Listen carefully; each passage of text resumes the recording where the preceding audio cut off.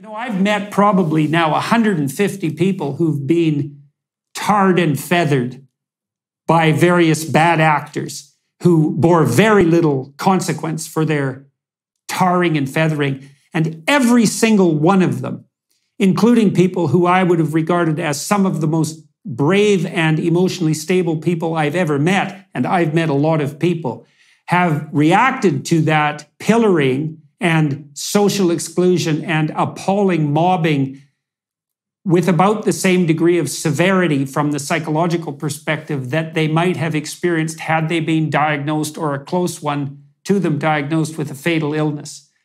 And one of the things that I did uncover more as I was investigating your situation and your husband's situation is that your team has made the claim that Mr. Assange's mental health has been severely compromised. And I find that highly probable.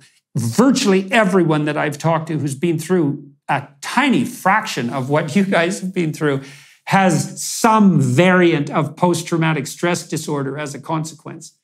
You know, and that might only be a university professor who's faced 3 or 4 allegations of some kind of ideological impropriety in the student press and a local newspaper, and maybe a peripheral article on a state or national level. And then the developing mistrust of his peers that goes on for a couple of months.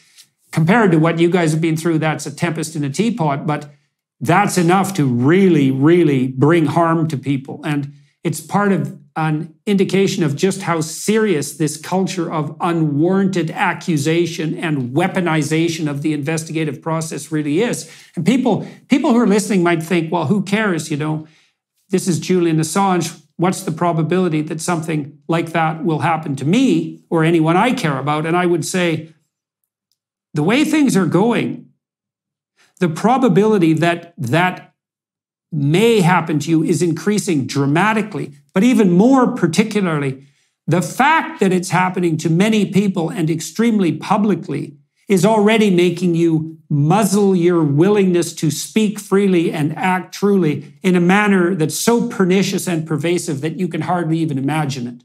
And so for every one person that's persecuted successfully on the reputational front, like your husband, there's probably 10,000 people who decide that it's probably just better to shut up and take it.